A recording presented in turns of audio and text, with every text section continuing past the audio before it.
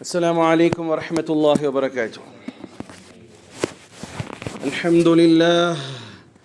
الحمد لله يستعينه وأستغفره ونعوذ بالله من شرور أنفسنا ومن سيئات أعمالنا من يهده الله فلا مضل له ومن يضلله فلا هادي له وأشهد أن لا إله إلا الله وحده لا شريك له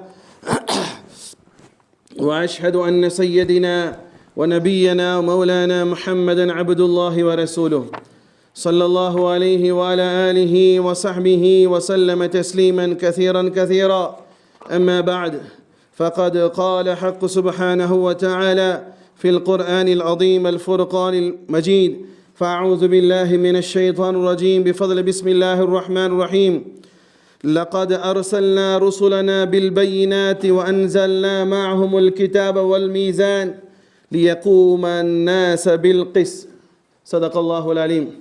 اللهم رب اشرح لي صدري ويسر لي أمري واحلل عقدة من لساني يفقه قولي ربي زدني علما وارزقني فهما ربي يسر ولا تعسر وتمم لنا بالخير. புகழும் புகழ்ச்சியும் வல்லோன் அல்லாஹ் ஒருவனுக்கு மாத்திரம் உண்டாகட்டுமாக. சாந்தியும் சமாதானமும் இவ்வுலகை சத்தியத்தின் பால் ஈர்த்த உத்தம நபி ஸல்லல்லாஹு அலைஹி வஸல்லம் அவர்கள் மீதும் அன்னாரின் குடும்பத்தாரின் மீதும் அவர்களை முற்றிலுமாக அடிபணிந்து நடந்த சத்திய தோழர்கள் சஹாபாக்கள் மீதும் இங்கு அமர்ந்திருக்கக்கூடிய உங்கள் மீதும் என் மீதும் உலகத்தில் வாழக்கூடிய அத்துணை மக்கள் மீதும் அல்லாஹ்வினுடைய சாந்தியும் சமாதானமும் என்றென்றும் நின்று நிலவட்டுமாக. பிரியமான சகோதரர்களே, சென்ற வாரம் சோதனைகள், கவலைகள், அதற்கு மார்க்கம் சொல்லக்கூடிய விடைகள் என்ற தலைப்பிலே பேசியிருந்தேன். பொதுவாக சில சோதனைகள் அது வரும்பொழுது அதை அப்படியே அக்செப்ட் பண்ணுறது தான் இஸ்லாம் கொடுக்கக்கூடிய விஷயம். இப்போ உதாரணத்துக்கு போன வாரமே சொல்லியிருந்தேன், நிலநடுக்கம் அல்லது சூறாவளி காற்று அல்லது இப்போ நேற்று முந்தானத்து நம்ம பள்ளியாசில் மரம் விழுந்துருச்சு, இதுக்கு ஏதாவது தடுப்பு செய்ய முடியுமா? இதெல்லாம் முதலிலேயே ஆங்கிலை போட்டு கட்டி வைத்திருந்தால் தான் இந்த மரம் உழுகாமல் இருந்திருக்கும் அப்படின்ட்டு ஏதாவது சொல்ல வாய்ப்பு இருக்கா? கிடையாது. சில நேரங்களிலே சிலது நடப்பதை அது பொருந்து கொள்ள வேண்டும், அதற்கு தீர்வு காண முடியாது. அப்படி நடக்கக்கூடிய அந்த விஷயங்களை நாம் எப்படி எடுத்துக்கொள்ளணும்னு சொன்னால், இப்போ உதாரணத்துக்கு இது மரம் இல்லை, ஒரு சகோதரருடைய வீடு அது இடிஞ்சு விழுந்துருச்சு, நல்லா இருந்த வீடு திடீர்னு இழுந்து விடுச்சு. அதுக்கு நம்ம அது செஞ்சுருக்கணும், இது செஞ்சுருக்கணும், அந்த கம்பி போட்டிருக்கணும், இந்த கம்பி போட்டிருக்கணும் சொல்ல முடியுமா? முடியாது. இது அல்லாஹ் விதித்தது போல் நடந்ததுங்கிற மாதிரி தான் ஒரு மூமியினுடைய நிலை இருக்கும். அதனால தான் அல்லாஹ் சொல்கிறான், ம அஸாப மின் முஸீபத்தின் ஃபில் அர்த், பூமியில் நடக்கக்கூடிய எந்த சோதனையாக இருந்தாலும், வலா ஃபிஸ் ஸமா, வானத்தில் நடக்கக்கூடிய சோதனையாக இருக்கட்டும், இல்லா ஃபி கிதாபி மின் கபல், இது முதல்லையே லௌஹே மஹ்ஃபூஸ் என்று சொல்லக்கூடிய ஏட்டிலே எழுதப்பட்டு தான் நடந்திருக்கு. எதிர்பாராமல் நடக்கவில்லை, மாறாக எழுதப்பட்டு தான் நடந்தது. அன்னபரஹா இன்னதாலிக அலல்லாஹி யசீர், இது திட்டமிட்டு செய்யப்பட வேண்டும் என்பது அல்லாஹ் விதியில் எழுதியிருந்தால் அதனால் அது நடந்துருச்சு. இது செய்வது என்பது அல்லாஹுக்கு ரொம்ப லேசானது. அல்லாஹ் சொன்னான், லி கைலா தஅஸு அலா மா ஃபாதகும் வலா தஃப்ரஹு பிமா ஆதாகும் வல்லாஹ். அல்லாஹ் சொல்கிறான், உங்களுக்கு கிடைக்கப்பட்ட சில நல்ல விஷயங்களை கண்டு பெருமையடித்து சிரித்து கொண்டு இருக்க வேண்டாம். உங்களிடம் பறிபோன சில விஷயங்களை பார்த்து துக்கப்பட்டு வியாதியஸ்தர்களாகவும் ஆக வேண்டாம். இது யாருடைய விதியால் நடந்தது? சார், துக்கம் போன வாரம் சொன்னது கொஞ்சம் லைட்டாக தொடுறேன். ஒரு மனுஷனுக்கு துக்கம் அதிகமாக பாதிப்பு தருமா, சந்தோஷம் அதிகமாக பாதிப்பு தருமா? எது சார்? துக்கம் தான் மனசு நின்றுட்டே இருக்கும், வடு இருந்துகிட்டே இருக்கும். அப்போ அந்த துக்கம் வரும்பொழுது எப்படி ஒரு மூமினானவன் கையாள வேண்டும் என்பதுதான் அதற்கான தீர்வுகளை பற்றி தான் இந்த ஜும்மால பார்க்கணும். அப்போ அல்லாஹ் சொல்கிறான், உங்களுக்கு கவலை வந்ததை வச்சு ஈமானை இழந்துடாதீங்க. ஒரு சகோதரரை பற்றி கேள்விப்பட்டேன், அவருடைய மகன் மௌத்தாயிட்டானாமா. இது நாள் வரையிலும் அவர் எந்த பள்ளிக்கும் தொழுகைக்கு போனது கிடையாது. இது இஸ்லாத்துக்கு உட்பட்ட செய்யலாம். ஒரு உதாரணத்துக்கு சொல்கிறேன், யார் எவருன்னு கிண்ட வேண்டாம். ஒரு சகோதரர் அவருடைய இழப்பை எப்படி ஆக்கிட்டார்னா, இனிமேல் என்னுடைய தலை என்ன செய்யாது, அல்லாஹ்வை சிரம் பண்ணியாது. அப்போ இந்த கவலையை கண்டு ஒட்டுமொத்தமாக ஈமான விட்டு போகிறதும் சரியான நிலைப்பாடு கிடையாது. ஒரு பெரிய சந்தோஷமான நிலை வந்துருச்சு. சும்மா கடந்த ஆள் திடீர்னு பார்த்தா கோடீஸ்வரன் ஆகிட்டான். டேய் நான் கோடீஸ்வரன்டான்னு சொல்லிட்டு தலை நிமித்து தலைகணம் பிடிச்சி போக வேண்டாம். இது ரெண்டுமே என்ன செய்யாது, அல்லாஹுக்கு பிடிக்காத ஒரு விஷயம். இல்லை சில பேரை காரணமாக காட்டுவது என்பதும் சரியாக. இப்போ உதாரணத்திற்கு ஒரு நிகழ்வு நடந்துருச்சு, வீட்டிலோ காட்டிலோ மரத்திலேயோ வியாபாரத்திலேயோ ஒருவரை காரணம் காட்டி அவரின் மூலமாக தான் ஆனது என்று சொன்னாலும் கூட, கவலைக்கான அர்த்தமாக அவரின் மூலமாக ஆயிடுச்சு என்று சொன்னாலும் அதுவும் சரியானது ஒரு ஈமான் கொண்டவருடைய நிலைப்பாடாக. ஒருத்தருக்கு விபத்து ஏற்பட்டிருக்கு, அந்த விபத்தை இவரால் தான் ஆனது என்று சொல்வதும் ஒரு மூமினுக்கு அழகானது கிடையாது. அவர் தான் கொண்டு இடிச்சிருப்பாரு, ஆனால் இவரால் தான் ஆனதுன்னு சொல்வது என்பது ஈமானிய கொண்ட சகோதரனுக்கு அழகு இல்லை. காரணம், அல்லாஹ் ஏற்கனவே அவருடைய விதியில் என்ன எழுதி வச்சிருக்கான், என்ன சார் எழுதி வச்சிருக்கான், நடக்கணும் என்பது எழுதப்பட்ட விஷயம். ஆகையால் அது நடந்திருக்கிறதே தவிர அப்படி இல்லை இவர் தாங்க பண்ணாரு அப்படின்னு சொல்லுவது என்பது இவருக்கும் அல்லாஹை விட ஒரு சக்தி இருக்கிறது என்பதன் மீது நம்பிக்கை கொண்டதற்கு சமமாகும். புரியுதா நான் சொல்றது, புரியுதா? இவர் செஞ்சிட்டாருங்க அப்படின்னு சொன்னா அப்ப அல்லாஹ்வை விட இவருக்கு சக்தி உள்ளது மாதிரி தானே ஆச்சு. இப்போ ஈமான்ல ஒரு பங்கம் ஏற்பட்டுவிடும். ஆகையால் பிரியமான சகோதரர்களே, கவலை வரும் பொழுது அதை கையாளக்கூடிய விதங்கள் எப்படி இருக்கணும் சொன்னா, இது என்னுடைய விதியில் அல்லாஹ் எழுதியிருக்கிறான் அதனால் தான் நடந்திருக்கிறது என்பதை உறுதி கொண்டால் ரிலாக்ஸாக போயிடலாம். இல்லாட்டி என்ன வரும், பதட்டம், கோபம், எரிச்ச, பழி வாங்கக்கூடிய எண்ணம் இதெல்லாம் வரும். ஆனால் லிஹாதா இது என் ரப்பின் புறத்திலிருந்து, ஏன்னா அவனுடைய உத்தரவு இல்லாமல் என்ன நடக்காது, ஒரு அணுவும் அசையாது. அவனுடைய உத்தரவு இல்லாமல் ஒரு இலையும் என்ன செய்யாது. இது இப்படி படித்து சில கட்டங்களில் ஒரு மூமின் எப்படி மாறிடுவான்னு சொன்னால், நீ முன்ன பயலடான்னு கேட்பான். சில பேர் என்ன செய்வான், உனக்கு ரோசமே வராதா. ஒரு கட்டத்தில் அவருடைய ஈமான் எப்படி ஆயிரும்னு சொன்னால் எல்லாம் அல்லாஹ்வை கொண்டு. அதுக்கு ஒரு உதாரணம் சொல்லலாம். ஒரு நபர் இருந்தார், நம்ம உருதுல சொல்லுவாங்க, அது ஜோ ரப் கரே ஓ ஹுவா ஓஹோ ஜோ ரப் கரே ஓஹோ அப்படின்ட்டு சொல்லிட்டே போயிருக்கார் ஒரு நல்ல அடியார். ஜோ ரப் கரே ஓஹோ அப்படின்னு, எது இறைவன் நினைச்சானோ அதுதான் நடந்துச்சு, எது இறைவன் நினைச்சானோ அதுதான் நடச்சுது. சில காவாலிங்க இருக்க தானே செய்வாங்க தெருவில். அவர் என்ன செஞ்சுருக்கான், கல்லை தூக்கி அடிச்சிருக்கான் டம்முன மண்டலையே. திரும்பி பார்த்துருக்காரு. என்னையா பார்க்குற கெல்ட்டு போல, எது நடந்தாலும் இறைவனால் தான்டா சொல்லிட்டு போனேன், பின்ன என்ன பார்க்குற, போ அப்படின்ட்டு இருக்கான். உண்மைதான். ஆனால் இறைவன் நாடாவிட்டால் நீ அல்ல உங்க ஒப்பனாலும் என்ன செய்ய முடியாது, இந்த கல் அடி விழாகாது. இறைவன் நாடாததுனால தான் என்ன ஆகலை, இப்ராஹிம் அலைஹிஸ்ஸலாத்து வஸ்ஸலாமுடைய கத்தி இஸ்மாயில் அலைஹிஸ்ஸலாமில் பாருல.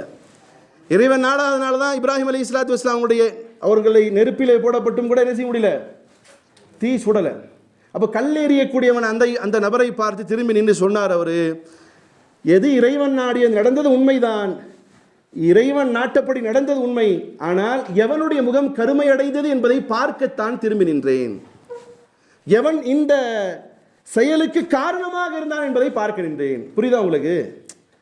இறைவன் நாடினா கல்லால் அடிச்சிட்டான், இப்போ எவன் அந்த பாவத்தை சுமக்க போறான், இவரா சுமப்பாரு, யாரு எவன் அடிச்சானோ அவன் தான் என்ன செய்ய போறான், சுமக்க.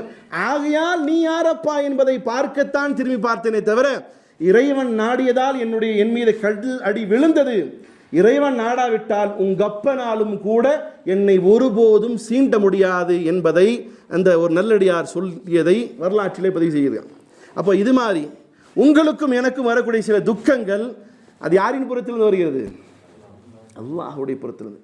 இப்போ அதுக்கான தீர்வு எங்கே இருக்கு,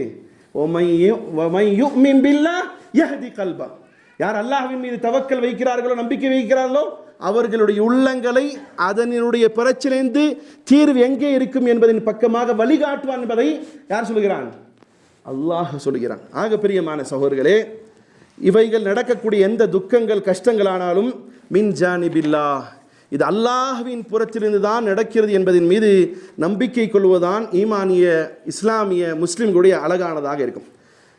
அல்லாஹ் ரப்பல் இஸ்ஸத் சில சோதனைகள், இது ரெண்டு விஷயம் சொல்லியிருந்தேன். ஒன்று, நீங்களும் நானும் எதிர்பாராமல் பர்சனலாவோ பொதுவாகவோ நடக்கக்கூடிய சில சோதனைகள்.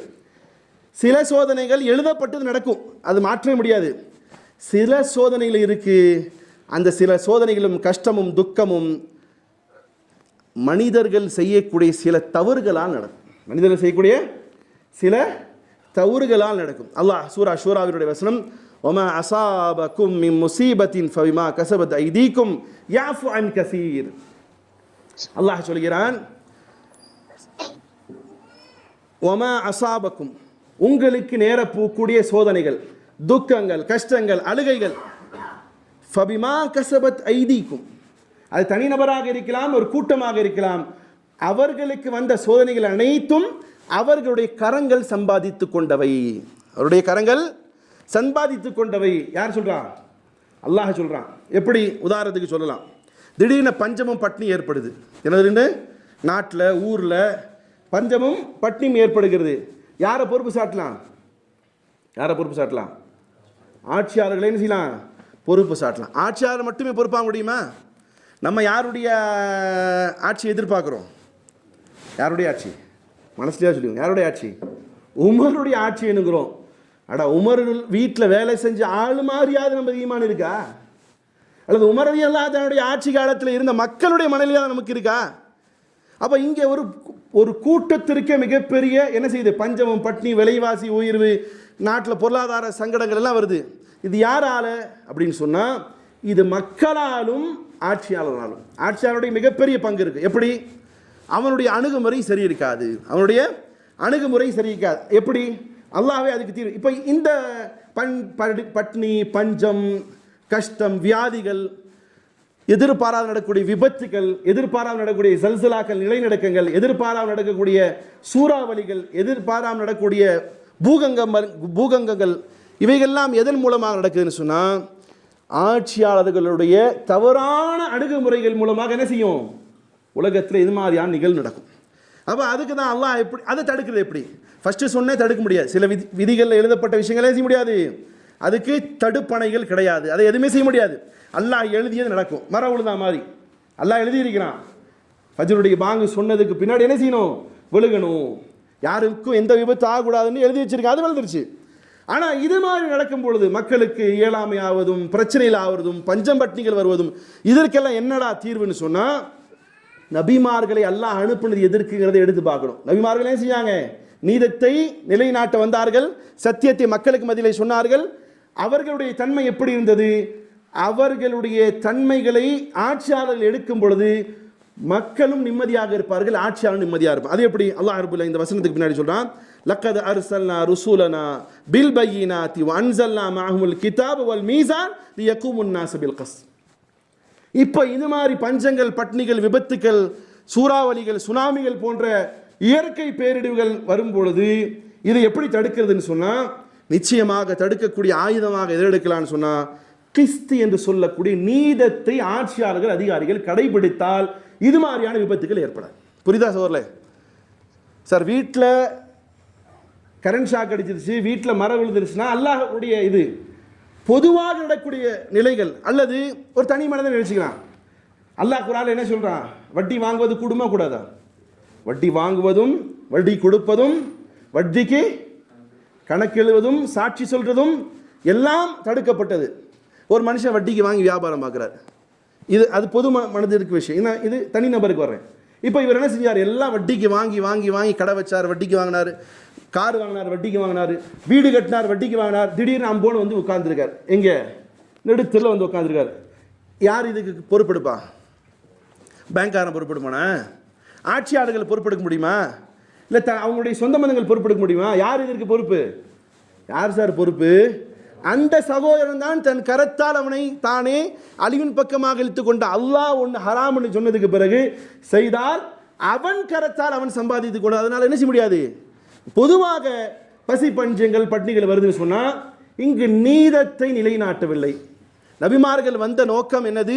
நீதத்தை நிலைநாட்டினார்கள். அல்லாஹ் என்ன சொல்றான்? வலக்கத் அர்சல்னா ருசுலனா, நாம் நிச்சயமாக இறைத்தூரில் அனுப்பினோம், பில் பையினாத், தெளிவான அத்தாட்சிகளுடன், வன்சல்னா மஅஹுமுல் கிதாப், அந்த இறை தூதர்களோடு வேதத்தை அனுப்பி வச்சோம், வல் மீசான், நேர்மையை, நீதத்தை அனுப்பி வச்சோம், லியகூமுன் நாஸ பில் கிஸ், அவர்கள் மக்களுக்கு மத்தியிலே நீதத்தை நிலைநிறுத்த வேண்டும் என்பதற்காக வேண்டி நாம் இறை தூதர்களை வேதத்தை கொண்டும் நீதத்தை கொண்டும் தராசை கொண்டும் அனுப்பினோம் என்பதாக அல்லாஹ் சொல்கிறான். ஒரு நல்ல ஆட்சிகள் வர வேண்டும் என்று சொன்னால் நீதத்தை நிலைநிறுத்தக்கூடியவர்களுடைய ஆட்சிக்கு அண்டரில் இருக்கக்கூடிய மக்கள் நிம்மதியாக வாழ்வார்கள். இல்லை என்று சொன்னால் எல்லா விதமான கொடுமைகளுக்கும் ஆளாக்குவார். சரி, உலகத்திலேயே துக்கம் என்பதை உருவாக்கியது யார்? உலகத்திலேயே நான் இருந்த சப்ஜெக்டு கொஞ்சம் கொஞ்சமாக கொண்டு போகலான்னு நினைக்கிறேன். உலகத்திலே துக்கத்தை யார் உருவாக்குனது? துக்கம்ங்கிற அந்த சப்ஜெக்ட், அந்த பொருள் அல்லாஹ் உருவாக்கி வச்சிருக்கிறான். ஆனால் நடைமுறைப்படுத்தியது யார்?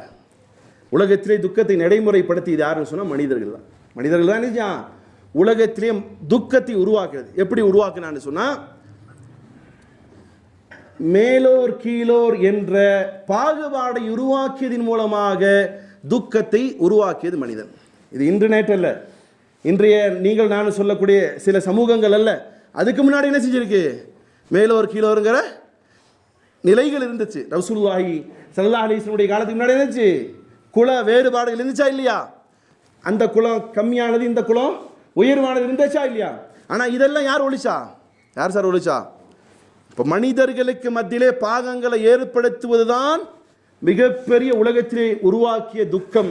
அந்த துக்கத்தை உருவாக்கியது மனிதன்.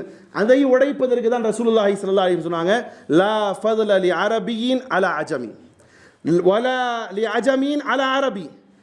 நிச்சயமாக ஒருபோதும் லா ஃபضل லிஅரபி, ஒருபோதும் ஒரு அரேபியனுக்கு எந்த கண்ணியமும் கிடையாது. அலா அஜமி, ஒரு அரபி அல்லாதவனின் மீது எந்த அரபிக்கும் எந்த உயர்வும் கிடையாது.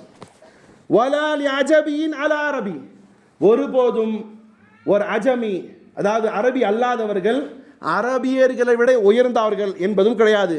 வலாலி அபீத அலா அஸ்வத், ஒருபோதும் ஒரு வெள்ளையன் கருப்பனை விட சிறந்தவன் கிடையாது. வலாலி அஸ்வதின் அலா அபீத், ஒருபோதும் ஒரு கருப்பன் வெள்ளையனை விட உயர்வன் கிடையாது. இல்லா பி தக்வா, உயர்வு என்று ஒன்று இருக்கிறது என்று சொன்னால் அவர்களுக்கு இறையச்சத்தை தவிர வேறு எதுவும் கிடையாது. ஒருவன் கருப்பனாக இருக்கிறான், இறையச்சத்தோடு வாழ்கிறான், அவன் அல்லாஹ்வுடைய சன்னிதானத்தில் உயர்ந்தவன். ஒரு வெள்ளையன் இருக்கிறான், அவன் இறையச்சத்தோடு இருக்கிறான், அவன் தான் அல்லாஹ்விடத்தில் சிறந்தவன். சொல்லிவிட்டு ரசூலுல்லாஹி ஸல்லல்லாஹு அலைஹி வஸல்லம் சொன்னார்கள், அன்னாசு மின் ஆதம், எல்லா மக்களும் ஆதமுடைய படைப்பினங்கள். எல்லா மக்களும் எனது ஆதமுடைய மக்கள், எல்லா மக்களும் ஆதமுடைய மக்கள். வ ஆதம் மின் துராப், இன்னும் ஆதம் படைக்கப்பட்டது மண்ணிலிருந்து. ஆதம் படைக்கப்பட்டது எங்கிருந்து? மண்ணிலிருந்து. மண்ணுக்கு என்ன கண்ணியம்? மண்ணுக்கு என்ன உயர்வு? மண்ணுக்கு என்ன தாழ்வு? மண்ணு மண்ணாக கிடக்கும். தண்ணி அடித்தா போகும், தண்ணி அடித்தா வரும், வேகமாக காத்தாச்சா மண் பறக்கும். எப்படியோ மண் என்பது மண்ணாக இருப்பது வரைதான் அதற்கு கண்ணியம். மண் கொஞ்சம் மேலே போயிடுச்சுன்னா என்னாகும்? சில நேரங்களில் தட்டி விட்டால் கீழே விடும். அதனால் ஆதம் அலைஹிஸ்ஸலாத்து வஸ்ஸலாம் அவர்கள் மண்ணால் படைக்கப்பட்டவர்கள் என்பதாக ரசூலுல்லாஹி ஸல்லல்லாஹு அலைஹி வஸல்லம் சொல்லி, அந்த குல துவேஷங்கள், இன துவேஷங்கள், நிற துவேஷங்களை உடைத்து அதுதான் ஆக பிரதானமான துக்கமாக இருந்துச்சு மனுஷங்களுக்கு. நினச்சி பாருங்க, ஒரு காலத்தில் கொட்டாங்குச்சியில் தான் நீ டீ குடிக்கணுடான்னு சொன்ன காலம் உண்டா இல்லையா? இப்போ இருக்கு இல்லையா? நீ என் தெருவில் செப்பல் போட்டு வரக்கூடாதுடான்னு சொல்கிறது, இது என்ன எவ்வளோ பெரிய துக்கம்! தன்னுடைய தன்மானத்தை, தன்னுடைய கண்ணியத்தை, நானும் அவனும் சராசரி மனிதர்கள் தானே என்ற எண்ணத்தை உடைத்து நீ தாழ்ந்தவன் என்று சொல்லக்கூடியதான் உலகத்திலே மிகப்பெரிய துக்கம். அந்த துக்கத்தை உருவாக்கியவன் மனிதன். சரி, துக்கத்தை களைந்து போவது அல்லது துக்கத்தை, கஷ்டத்தை களைந்து போவது, நஷ்டத்தை களைந்து போவது என்பது அல்லாஹ்வுடைய வசனங்களில் மட்டுமே நம்ம என்ன செய்ய முடியும்? நம்முடைய உள்ளங்களை சீர்படுத்த முடியும். உதாரணத்துக்கு சில பேர் சொல்லலாம், நானும் கஷ்டப்படுறேன், நானும் படாத பாடுபடுறேன், நானும் முயற்சிக்கிட்டே இருக்கிறேன், நானும் பட்ட துன்பங்கள் எல்லையற்றது, நான் இவ்வளோ இந்த காலம் வரைக்கும் கஷ்டப்படுறேன், சாவ கிடக்கிறேன் கஷ்டப்படுறேன், சாவ கிடக்கிறேன் துக்கப்படுறேன். இல்லை, உங்களுடைய துக்கங்களோடு தான் அல்லாஹ்வையும் சந்திப்பீர்கள். உங்களுடைய துக்கங்களோடு தான், உங்களுடைய கஷ்டங்களோடு தான் என்ன செய்வீங்க? அல்லாஹ் சொல்கிறான். எப்படி? சூரா பலதுடைய அத்தியாயம், லா உக்ஸிமு பிஹாதல் பலத் வ அன்த ஹில்லும் பிஹாதல் பலத் வ வாலிதி வ மா வலத் லகத் ஹலக்னல் இன்சான ஃபீ கபத். அல்லாஹ் சொல்கிறான், லா உக்ஸிமு பிஹாதல், அல்லாஹ் சத்தியம் செய்கிறான் இந்த நகரத்தின் மீது சத்தியமாக. எந்த நகரத்தை? மக்காவை அல்லாஹ் சத்தியம் செய்கிறான், இந்த நகரத்தின் மீது சத்தியமாக. வ அன்த ஹில்லும் பிஹாதல் பலத், நீர் இந்த நகரத்திலே செம்மையாக வாழ்கிறீரே நபி ஸல்லல்லாஹு அலைஹி வஸல்லம் அவர்களே, இந்த நீங்கள் உங்களுடைய வாழக்கூடிய இந்த வாழ்க்கையானது வாலிதி வமா வலத், பெற்றோரின் மீதும் அவருடைய சந்ததியின் மீதும் அல்லாஹ் சத்தியம் செய்கிறான். லக்கது ஹலக்னல் இன்சான ஃபீ கபத், நிச்சயமாக திட்டமாக நாம் மனிதனை கஷ்டத்தில் உள்ளவனாகவே படைத்தோம். பறக்கும்போது என்ன செய்யறான் மனுஷன்? கஷ்டத்தில் தான் பறக்கிறான். வாழக்கூடிய அந்த வாழ்க்கை என்ன செய்யறான் மனுஷன்? கஷ்டம் இருக்க தான் செய்யும், துக்கம் இருக்க தான் செய்யும், இழப்புகள் இருக்க தான் செய்யும். ஆனால் ஒரு மூமின் அந்த துக்கத்தை கஷ்டத்தை எல்லாத்தையும் எப்படி எடுப்பான்னு சொன்னால், என்னுடைய ரப் விதித்ததை தவிர வேறு எதுவும் எனக்கு அணுகாது, எனக்கு விதித்த இந்த கஷ்டமும் துக்கமும் இவைகளுடைய தீர்வு யார்கிட்ட தான் இருக்கு? யார்கிட்ட இருக்கு? தாய் தகடல் இருக்கா? எங்க இருக்கு? அல்லாஹ்விடத்தில் தான் இருக்குது என்பதின் மீது நம்பிக்கை கொண்டு அதற்கான தீர்வை அல்லாஹ்விடத்திலே தேர்வான். அல்லாஹ் ரப்புல் இஸ்ஸத் அதான் சொல்றான், நிச்சயமாக மனிதனை கஷ்டம் உள்ளவனையாகவே நான் படைத்தேன். இன்னொரு வசனத்தில் அல்லாஹ் சொல்றான். சரி, இப்போ நம்ம பொதுவாக நினைக்கக்கூடிய ஒரு நினைப்பு இருக்கு. என்ன நினைக்கிறோம்னா, காசு பணம் உள்ளாலாம் கஷ்டமா இல்லை, கடை வியாபாரிகள் வச்சுக்கிட்டு வியாபாரம் செய்கிறவங்கெல்லாம் என்ன செய்கிறோம்? கஷ்டப்படுற. அப்படி தானே அப்படி தான் நினைக்கிறோம். இப்போ ஒரு ஆள் வந்து பென்ஸ் காரில் இறங்குறாரு, அல்லது ஆடியில் வந்து இறங்குறாரு, அல்லது ஒரு மிகப்பெரிய காரில் வந்து இறங்குறாரு, அல்லது பெரிய தோட்டம் துறவோடு மிகப்பெரிய பங்களாவில் வாழ்கிறாரு. இப்போ பொதுவாக மனிதர் என்ன நினைப்பாங்க? இவர் வந்து ஒரு டிவிஎஸ் எக்ஸலில் போயிட்டுருக்காரு. இந்த டிவிஎஸ் எக்ஸலில் போகக்கூடிய நபர் அந்த பெரும் பணக்கார் அல்லது பெரிய பங்களாவில் இருக்கக்கூடியவரை பார்த்து என்ன நினைப்பார்? என்ன சார் நினைப்பார்? அல்லாஹ் அவர் மீது அருள் புரிஞ்சிருக்கிறான், அல்லாஹ் அவருக்கு செல்வத்தை அள்ளி கொடுத்துருக்கிறான், இவர் நிம்மதியான வாழ்க்கை வாழ்கிறாரு, இவருக்கு துக்கங்கிறதே கிடையாது. பார், நான் வண்டியை தள்ளிட்டு போகிறேன், காலைல போய் கடை துறை காட்டி மதியான சோத்துக்கு வழி இல்லை, நான் கடன் பட்டிருக்கிறேன், எனக்கு உடம்பு சரியில்லை, நான் பார் கஷ்டத்தில் இருக்கேன், நான் துக்கத்தில் இருக்கேன். அவன் துக்கம் இல்லாத ஒரு வாழ்க்கை வாழ்ந்துட்டு இருக்கான். யார் நினைப்பா? எக்ஸலில் போகிற ஆள் யார் நினைப்பார்?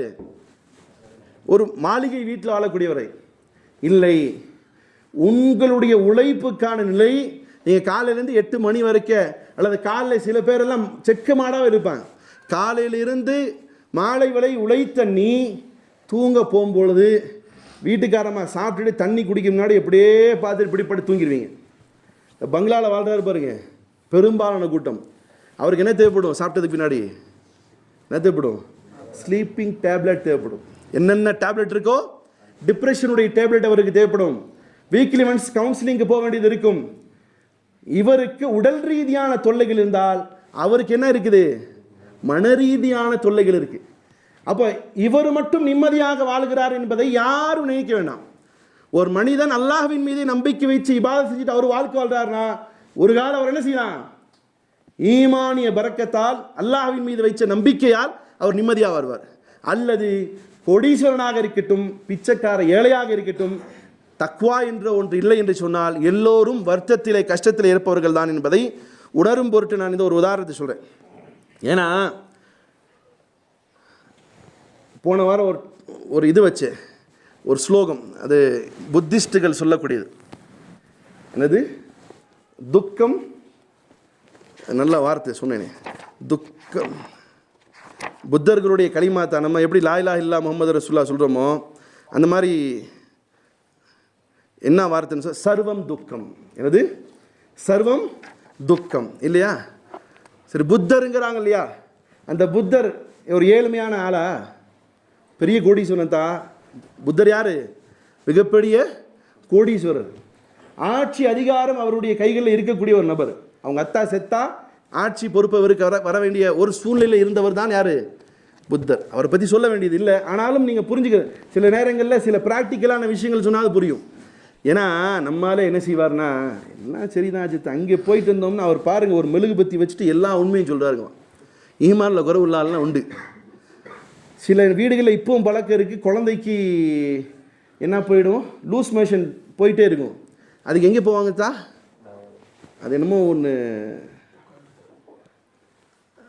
நொங்குடைய மரம் இருக்கு, அந்த மரத்தில் வரும் அந்த இலைகள், அந்த இலையில் வரக்கூடிய அதை வந்து சுற்றி கொடுப்பான். புணுகு என்னமோ சொல்லுவாங்க அதுக்கு பேர். இப்போ இருக்குது, இங்கே கொடைக்கானலில் கூட இருக்கலாம். கொடைக்கானலும் கூட வாவரிசி ஃபாத்தியாக்கள் நிப்பாட்டப்பட்டுச்சா? இருக்கா இல்லையா? குறி கேட்குறது உண்டா இல்லையா? இருக்கா இல்லையா? மறுக்க முடியுமா? சரி, அதனால் இதெல்லாம் இவங்களையும் கொஞ்சம் சொல்கிறேன். புத்தர் என்ன செஞ்சாருன்னா, பெரும் பணக்காரர், செல்வ சீமாட்டியாக இருந்தவர். அவர் என்ன சொல்கிறாரு? சர்வம் துக்கம். ஏன் நான் இப்படி சொல்கிறேன்னு சொன்னால், அவர் 30 வயசில் வீட்டை விட்டு வெளியேறாரு. 30 வயசில் வீட்டை விட்டு வெளியேறாரு. அப்படி வெளியேறும்போது இரவில் வெளியேறாரு. மனைவி தூங்கிட்டு இருக்கா, குழந்தை, சின்ன கை குழந்தை இருக்குது. அவர் பாட்டு வீட்டை விட்டு கிளம்புறாரு. அப்படி கிளம்பும்பொழுது பார்க்குறார். ஏன் இப்படி போகிறாருன்னா, அவர் அதுக்கு எக்ஸ்பிளைன் பண்ணுறாரு. ஒருவன் குருடனாக இருக்கிறான், தடுமாறி கீழே விழுகிறான், உதவுவதற்கு யாரும் இல்லை. ஒரு வாலிப வயதுடைய பிள்ளை இருக்கிறது, வாழ வேண்டிய பிள்ளை வியாதியிலே துடிக்கிறது, பெற்றோர்களுடைய கண் முன்னால் துடித்து சாவதை பார்க்கிறேன். இது என்னடா வாழ்க்கை என்பதாக நினைத்து சர்வம் துக்கம், எல்லாம் துக்கம் மயம்தாண்டா அப்படின்னு சொல்லிட்டு தான் என்ன செய்கிறார் புத்தர். அவர் கேட்குற, அவருக்குள்ளார அந்த சில புக்ஸில் அவரோட பற்றி எழுதுறாங்க, ஏன் இந்த துக்கம், இதற்கு என்ன தீர்வுண்டு. அந்த தீர்வு தேடி தான் அவர் என்ன செய்கிறாரு? துறவரம் போகிறார் இல்லையா? அப்போ ஏதாவது அதுக்கு தீர்வு கிடச்சிச்சா? ஒன்றும் கிடையாது. ஆனால் இஸ்லாம் என்ன சொல்லுதுன்னு சொன்னால், அப்படி நீங்கள் ஒட்டுமொத்தமாக துறவரம் போக வேண்டியதில்லை. ஒட்டுமொத்தமாக எனக்கு எல்லாம் கஷ்டமுங்க, எனக்கு துக்கமுங்க, எனக்கு பிரச்சனைங்க, எனக்கு அதுங்க, எனக்கு இதுங்கன்னு சொல்லிட்டு என்ன செய்ய வேண்டியதில்லை. துறவரம் எல்லாம் போக வேண்டாம், நீங்கள் இருந்து வாழணும். சில பேருக்கு வாழ்க்கை துக்கமாக இருக்குது. அதில் நல்ல வார்த்தை சொல்லுவாங்க. எப்படின்னு சொன்னால், ஷா வலியுல்லா ரஹ்மத்துல்லாஹி அவங்க சொன்ன ஒரு வார்த்தை, மனிதர்களில் சில பேர் லத்தூகா ஊண்ட் கோதுங்கா பைல். சில பேருடைய வாழ்க்கை இன்னைக்கு வரைக்கும் எப்படி இருக்குன்னா, மனிதர்களில் பெரும்பாலானவருடைய நிலைகள், சில பேர் செங்கல் சூளைக்கு வேலைக்கு போகிறான், செங்கல் சூளைக்கு வேலைக்கு போகிறான். வேலைக்கு போன நபர் நைட்டுக்கு வரும்போது 2 நேரம் அல்லது 1 நேரம் சாப்பிடலாங்கிற எண்ணத்தோடு வேலை செய்கிறான். சில பேர் 2 நேரம், இப்போ நம்முடைய நாட்டில் பல பேர் இரவு சாப்பாடு சாப்பிடாம தான் தூங்குறாங்க இல்லையா? சரி, 2 நேரம் சாப்பாடாவது சாப்பிடலாங்கிற காலையிலிருந்து உழைச்ச அந்த நபர் வீட்டுக்கு போய் 2 நேரம் சாப்பிடுவாருங்கிற நம்பிக்கையில் உழைக்கிறாரு. சில சமயங்களில் அந்த 2 நேரமும் சாப்பிட முடியதில்லை, 1 நேரம் தான் சாப்பிட்றாரு. உண்மையாக இருக்கா இல்லையா சார்? யார் மறுக்க முடியுமா? இருக்கிறாங்க. அதே மாதிரி அவரையுடைய நிலைகள். இன்னொரு சில பேர் ஒட்டகத்துக்கு உதாரணம் சொல்லுவாங்க. தண்ணி சுமக்கக்கூடிய ஒட்டகம், குவால இருந்து என்ன சொல்கிறது, கிணற்றிலிருந்து என்ன செய்யும், சில ஊர்களில் வச்சுருப்பாங்க, ஒட்டகம் என்ன செய்யும், தண்ணி சுமந்து கிடக்கும். மாடு எப்படி இருக்கும்னு சொன்னால், செக்கு மாடு வச்சுருப்பாங்க, அது சுற்றிக்கிட்டே இருக்கும். அந்த மாட்டுக்குன்னு குழந்தை இருக்கும் இல்லையா, அதோடைய நிலையும் கூட தெரியுமா அதுக்கு? காலில் புல் திந்துச்சா இல்லையா? காலில் கொண்டு வந்து செக்கு மாடுக்கு கண்ணை கட்டி விட்டானா என்ன செஞ்சுட்டு இருக்கும்? சுற்றிட்டே இருக்கும். இதுபோல் உலகத்தில் பெரும்பாலான மனிதர்கள் இருக்கிறாங்க. துக்கமே எந்த அளவுக்குன்னு சொன்னால், ஃபார்சியில் உருதுல ஒரு வார்த்தை சொல்லுவாங்க, ஜஞ்ச் சே खुद कर गिर हुआ इंसान, जंज से खुद गिरा हुआ इंसान, तू मिट जाता है रंज, मुश्किल मुझ पर छोटी इतनी के आसान हो गई. சில மனிதர்கள் அப்படியே துக்கமும் கஷ்டமும் பட்டு பட்டு பட்டு பட்டு பட்டு எப்படி ஆயிரான்னு சொன்னால், அவனுக்கு அந்த துக்கம் கஷ்டம்னா என்னன்னே தெரியாத அளவு வாழ்க்கை வாழ்கிறான். இருக்காங்களா இல்லையா இன்னைக்கு உலகத்தில்? மூட்டை தூக்கக்கூடியவங்க. நம்ம முழுமையாக சில நேரங்களில் வரக்கூடிய கஷ்டங்களுடைய காலத்தில் ஃபஸ்ட்டு நினைக்க வேண்டிய நினைப்பு என்ன தெரியுமா? நம்மளை விட கீழே இருக்கிறவங்க எப்படி இருக்கான்னு பார்க்கணும். நம்முடைய பார்வை எங்கே போகும்? நம்ம பார்வை எங்கே சார் போகும்? நமக்கு ஒரு கஷ்டம் வந்துச்சுன்னா யாரை பார்ப்போம்? பக்கத்து வீட்டில் அவன் வச்சிருக்கானா இவ்வளோ பெரிய பில்டிங், அவனுக்கு ஒரு சோதனை வரமாட்டேங்குது. நமக்கு கீழே உள்ள வீட்டுக்காரன் சோத்துக்கு இல்லாமல் உட்காந்துருக்கானே, வியாதியில் கஷ்டப்படுறான், அது என்ன போகிற. அப்போ சில நபர்கள் விதியாக்கப்பட்டது போன்றவே கஷ்டத்தில் இருப்பாங்க. அவருடைய நிலைகள் எப்படி ஆயிருன்னு சொன்னால், அவர்கள் கஷ்டப்பட்டு கஷ்டப்பட்டு கஷ்டப்பட்டு துக்கமே அவங்க வாழ்க்கையாகி, துக்கம்னா என்னன்னே தெரியாது.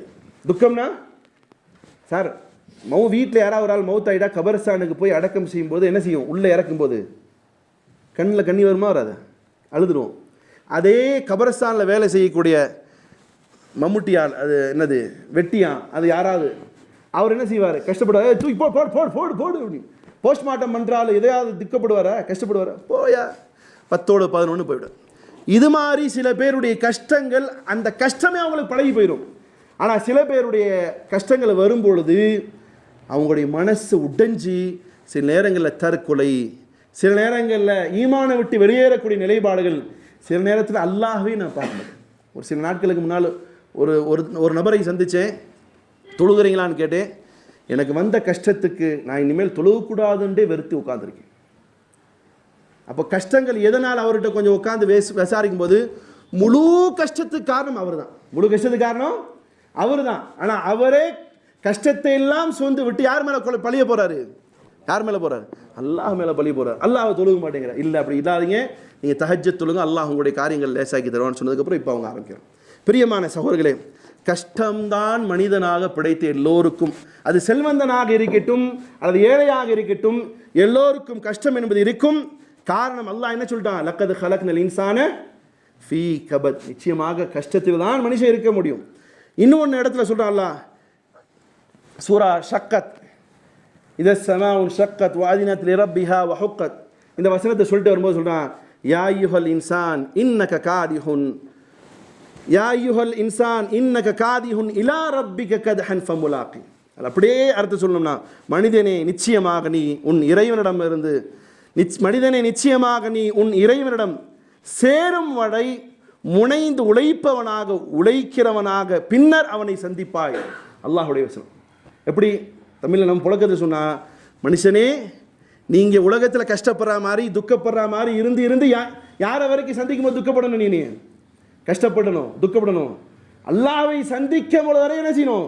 அல்லாஹ்வை சந்திக்கும் போது துக்கப்படுவோமா சிரிப்போமா? அல்லாஹ்வை சந்திக்க போகும்போது துக்கப்படுவோமா சிரிப்போமா? சிரிக்கலாம் மாட்டோம், துக்கப்படுவோம், கஷ்டப்படுவோம். கியாமத் சொர்க்கம் டிசைட் ஆகப்பட்டு சொர்க்கத்தில் அல்லாஹ்வை பார்ப்போம் இல்லையா, அப்போ தான் சந்தோஷம். கியாமத்து நாள் வரும்போது அல்லாஹ் அர்ஷினுடைய நிழலில் யார் நிற்பா, அல்லது நம்முடைய நிலைகள் எப்படி இருக்கும்? கியாமத்து நாள் அல்லாஹ் அங்கே இருக்கும்பொழுது கேள்வி கணக்கு நடக்கும். என்ன இருக்கும்? என்ன சார் செய்வோம்? அங்கும் திக்கம், இங்கேயும் உலகத்திலையும் துக்கம். என்னடா வாழ்க்கை? இல்லை, இந்த உலகத்தினுடைய துக்கங்கள் எல்லாம் மறுமை தினத்திலே அந்த துக்கமாக இருக்கும் பொழுது நாம் செய்த சில நல்ல அமல்கள் நம்மை சந்தோஷப்படுத்தும். நாம் செய்த அந்த நல்ல அமல்கள் என்ன செய்யும்? சந்தோஷப்படுத்தும். காரணம், எல்லா சஹாபாக்களும் ஏற்கனவே சொல்லி, உமர் ரலியல்லாஹு அன்ஹு அவர்கள் மரணிக்கும் பொழுது துக்கத்தோடு மரணித்தாரா, சந்தோஷமாக சிரிச்சுட்டு மௌத்தானாரா? என்ன சார், புரியுதா இல்லையா? ஒரு ஹலீஃபத்துர் ரசூல், அஷரா முபஷரா, சொர்க்கவாதியாக டிக்ளரேஷன் செய்யப்பட்டவங்க மரணிக்கும் போது என்ன சொல்லிட்டு மௌத்தாராரு? உமரே, விடி பொழுதில் நொடி பொழுதில் அல்லது சில சான்ஸுகள் இல்லாவிட்டால் நீ நரகத்திற்கு விழுந்து விடுவாய். அப்போ அங்கே என்ன நடக்குது? என்ன சார் அது? துக்கம். சரி, எல்லா மக்களும் கியாமத் நாள்ல துக்கத்தோடு நபியை வந்து சந்திப்பாங்களா, இல்லை சந்தோஷத்தோடு நபியை வந்து சந்திப்பாங்களா? ஃபர்ஸ்ட் சந்திப்பு என்ன செய்யும்? நபிமார்கள் துக்கத்தோடு இருப்பாங்களா, சந்தோஷமா இருப்பாங்களா? நபிமார்கள் துக்கத்தோடு இருப்பாங்களா, சந்தோஷமா இருப்பாங்களா? துக்கத்தோடு, கஷ்டத்தோடு. அல்லாஹ் அவன் இறக்கப்பட மாட்டானா? அல்லாஹ் கேள்வி கணக்கு ஆரம்பிக்க மாட்டானா? இப்படியாக துக்கத்தில் இருப்பாங்க. மூசா நபியிடம் மக்கத்தில் சொல்லும்போது என்ன சொல்லுவார்? எப்போ நான் ஒரு ஆளை கொண்டுட்டே எங்கிட்ட வராதிங்க, நீங்கள் அடுத்த நபியை பார்த்துக்கோங்க. அந்த நபி ரசூல் போகிறாங்க, ஹாத்தமுன் நபியிட்ட போங்க. அப்போ எல்லா மக்களும் கஷ்டம், உலகமும் கஷ்டம், துக்கம். இப்போ அவர் சொன்ன மாதிரி வச்சுக்கோங்க, சர்வம் துக்கம். அப்படிலாம் இல்லை, இஸ்லாத்துடைய கொள்கை இல்லை. துக்கம் வரும்பொழுது மரணித்தவர்களுடைய வீட்டிலையும் கூட எத்தனை நாள் துக்கம்னு சொல்லிக்கலாம்? 3 நாள். அதுக்கு பிறகு என்ன செய்யணும்? நார்மல் லைஃபுக்கு வரணும். ஆகையால் பிரியமான சகோதரர்களே, துக்கங்கள் ஈமான் கொண்டவரும் ஈமான் கொள்ளாதவரும் சந்தித்து தான் ஆக வேண்டும். ஆனால் சந்திக்கக்கூடிய அந்த துக்கங்களுடைய நிலைகள் எப்படி இருக்குன்னு சொன்னால், நிச்சயமாக நம்முடைய ஈமான் அல்லாஹ்வின் பக்கமாக திரும்பி, அல்லாஹ்வுடைய ஏற்பாடால் தான் இது நடந்திருக்கிறது, அல்லாஹ் முடிவு செய்யாமல் எதுவுமே நடக்காது, இதனுடைய முடிவு அல்லாஹ் செய்திருக்கிறான் என்பதன் மீது நம்பிக்கை வைக்கும் பொழுது அந்த கஷ்டமும் துக்கமும் போயிடும். அதுக்கு தான் சொல்லுவாங்க ரசூலுல்லாஹி ஸல்லல்லாஹு அலைஹி வஸல்லம், கஷ்டத்தினுடைய எல்லையும் காதல் குஃப்ரா ஐயக்கூனு குஃப்ரா. நிச்சயமாக கஷ்டம் ஒரு மனிதனை குஃப்ரியத் வரைக்கும் கொண்டு போயிடும். கஷ்டம் என்ன செய்யும்? அதே நேரம் நபி ஸல்லல்லாஹு அலைஹி வஸல்லம் ஹதீஸ் இன்னொன்று இருக்குது. எப்படி இருக்குன்னு சொன்னால், இப்போ கஷ்டப்படுறோம் இல்லையா, சில பேர் சொல்லுவாங்க, நான் கஷ்டமாகவே வாழ்கிறேன், சிரமமாகவே வாழ்கிறேன், துன்பத்தோடு வாழ்கிறேன், கடனாளியாகவே வாழ்கிறேன், உடம்பு சரியில்லாமலே இருக்குது, நான் தொட்டதெல்லாம் விளங்காமல் போகுது, நான் கஷ்டமாகவே வாழ்கிறேன், இப்படின்னு சொல்லக்கூடியவர்களுக்கும் ரசூலுல்லாஹி ஸல்லல்லாஹு அலைஹி வஸல்லம் ஃபஸ்ட்டு சொன்ன ஹதீஸ், சில நேரங்களில் இயலாமை, ஏழ்மை மனிதனை குஃப்ரியத்தை கொண்டு போகும். இது யாருக்கானது? இப்போ நான் காஃபீர் ஆகிட்டேன், அதுக்கு நபி சொன்னாங்களா அர்த்தமா? இல்லை, முஹல்லாவாசிகளுக்கு. டே முஹல்லாவாசிகளா, உங்கள் முஹல்லாவில் ஒரு ஆள் பசியும் பட்னியமாக கிடக்கிறான், அவனுக்கு போய் பார்த்து சோறு கீறு போட்டு அவனுக்கு ஆறுதலாக சொல்லாட்டி அவன் காஃபீர் ஆயிடுவான், அது காரணம் நீங்கள் ஆயிடுவீங்களான்னு அர்த்தம். இந்த இடத்துல ஒரு கஷ்டப்படக்கூடிய சகோதரனுக்கு நபி ஸல்லல்லாஹு அலைஹி வஸல்லம் துக்கப்படக்கூடிய சகோதரனுக்கு என்ன சொல்கிறாங்கன்னா, மா கல்ல வகஃபா, எப்பா நீ கஷ்டப்படுற, உங்கள்கிட்ட கம்மியாக தான் இருக்குது, நீ சம்பாதிக்கிறது டெய்லி 300 ரூபா தான், நீ சம்பாதிக்கிறது 250 ரூபா தான், உனக்கு மாத வருமானம் 5000 ரூபா தான், கவலைப்படாது. நான் எப்படி இருந்தேன், நபியுடைய வரலாறு எடுத்து பார்க்கணும் சொல்லு, நான் எப்படி இருந்தேன். நபி கேட்குறாங்க, மா கல்ல வகஃபா, உங்கள்கிட்ட இருந்துச்சுன்னா யார்கிட்டையும் கை நீட்டாமல் வாழ, கஷ்டங்களை என்ன செய்ய வேண்டியதில்லை, யார்கிட்டையும் போய் சொல்ல வேணும் எனக்கு வருமானம் பத்தலை, எனக்கு காசு பத்தலை, எனக்கு வீடு சின்னதாக இருக்குது, எனக்கு அது இருக்குது சொல்லாதீங்க. மா கல்ல வகஃபா, உங்களுக்கு கம்மியாக இருந்தால் அதே போதுமாக்கி கொள்ளுங்கள். கைரும் மிம்மா கசுர வ அல்ஹா, ஒரு கால் உங்களுக்கு அதிகமாக கொடுக்கப்பட்டு இறை நிராகரிப்பில் போய் பாவத்திலே விழுந்து அல்லாஹ் இடத்துல மிகப்பெரிய பாவியாக நிற்பதை விட மா கல்ல வகஃபா, கொஞ்சம் இருந்தாலும் அதை கொண்டு பொறுத்து கொள்ளுங்கள். கஷ்டங்கள் இருக்கத்தான் செய்யும், துக்கங்கள் வரத்தான் செய்யும், அந்த துக்கங்களை அல்லாஹ்வின் பக்கமாக திருப்பி தீரும் அவனிடத்தில் காருங்கள். அல்லாஹ் எழுதியதான் நடந்திருக்கிறது, இந்த துக்கத்தின் மூலமாக அல்லாஹ் எனக்கு மிகப்பெரிய என்னது ஃபைன்னமால் உஸ்ரி யுஸ்ரா, இன்னமால் உஸ்ரி யுஸ்ரா, நிச்சயமாக இந்த கஷ்டத்திற்கு பின்னால் அல்லாஹ் எனக்கு நலவை தான் தரப்போகிறான், எனக்கு அல்லாஹ் ஒருபோதும் கெடுதியை தரமாட்டான் என்ற நம்பிக்கை. அல்லாஹ் தான் இந்த பிரச்சனை கொடுத்தான், அவனை தவிர வேற எவனாலும் இந்த கஷ்டத்தை நீக்க முடியாது என்பதன் மீது நம்பிக்கை கொள்ளவர்களாக இருக்கும் பட்சத்திலே பிரியமான சகோதரர்களே, நிச்சயமாக நம்முடைய ஈமான் வளர்ந்து துக்கங்களை தூக்கி வீசும். இதுக்கு ஒரே ஒரு சம்பவத்தை சொல்லி முடிக்கிறேன். இமாம் அஹ்மத் பின் ஹம்பல் ரலியல்லாஹு, இமாம் அஹ்மத் பின் ஹம்பல் இமாம் அவர்கள் அவருடைய காலகட்டத்திலே குர்ஆனுடைய ஷரியத்துடைய சட்டங்களை நிலைநாட்டும் பொழுது மிகப்பெரிய ஃபித்னா வந்துச்சு, மிகப்பெரிய பிரச்சனை.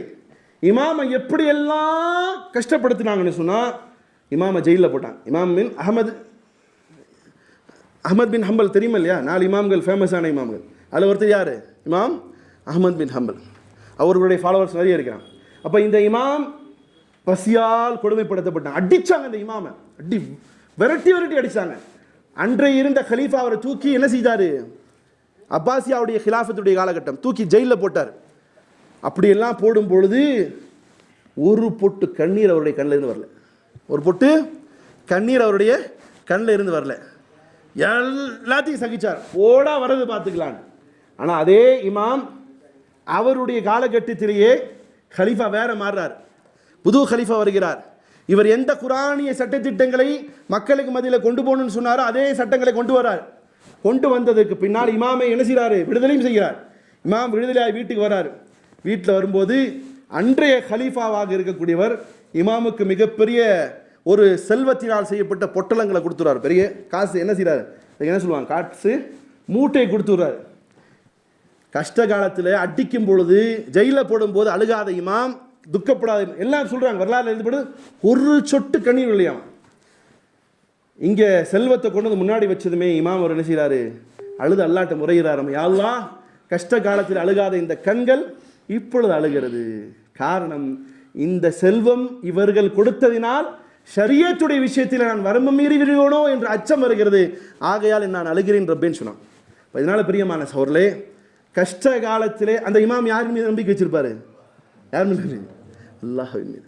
அப்போ அல்லாஹ்வின் மீது நம்பிக்கை வைச்சதனால் ஒரு காலம் எப்படி கொண்டு வந்து கொடுக்குறான் அல்லாஹ், இவர்கள் எந்த ஷரியத்தை நிலைநிறுத்த முயற்சித்தாரோ அதே ஷரியத் நடைமுறைக்கு வருகிறது. என்ன செய்கிறது, செல்வம் வருகிறது. இந்த செல்வம் பிற்காலத்தில் இதே எனக்கு சோதனையாக்கப்பட்டு நான் நரகம் செல்வதற்கு காரணமாயிருமான்னு சொல்லி செல்வத்தை என்ன செய்கிறாரு, தூக்கி வீசுகிறார் என்பதை வரலாற்றில் பார்க்க முடியும். ஆக பிரியமான சோழே, எந்த கஷ்டம் எந்த துக்கம் வந்தாலும் வந்த இடத்திலிருந்து யாரு செஞ்சாங்கிறது பார்த்துக்கோங்க. கல் எரிஞ்சவன் யாருன்னு பார்த்துக்கோங்க. ஆனால் கல் எறிய மேலே பட்டது யாருடைய உத்தரவு கொண்டு, அல்லாஹுடைய உத்தரவு கொண்டு. நிச்சயமாக வரக்கூடிய சோதனைகளை அல்லாஹ்விடத்தில் உதவி தேடி நாம் தீர்த்து கொண்டு நம்முடைய ஈமானிலே பலமுள்ளவர்களாக ஆகி நம்முடைய தேவைகள் எல்லாம் அல்லாஹ்விடத்திலே கேட்டு வரக்கூடிய சங்கடங்கள் நேரத்தில் ஒருபோதும் மனம் தளராமல் சந்தோஷமாக வரக்கூடிய துக்கங்களை ஏற்று மறுமை தினத்திலே சந்திக்கும் பொழுது அல்லாஹ்வை சந்தோஷமாக சந்திக்கக்கூடிய பாக்கியத்தை அல்லாஹ் எனக்கும் உங்களுக்கும் நம் அனைவர்களுக்கும் நம் சந்ததிகளுக்கும் தரட்டுமாக. வாஹிதா அல்ஹம்துலில்லாஹ் ரப்பில் ஆலமீன்.